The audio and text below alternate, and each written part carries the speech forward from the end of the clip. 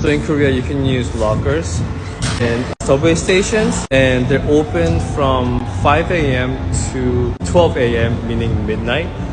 And if you forget because you are having too much fun, this happens. So we can't get it. We'll have to come back at 5 a.m. Right? So let this be a lesson and don't let this happen to you.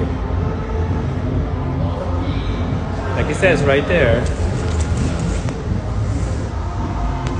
5 a.m. to midnight. Simple. It's 5:05 a.m.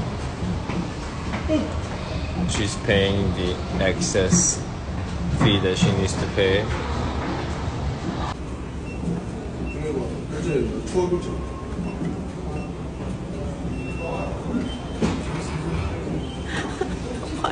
Guess what?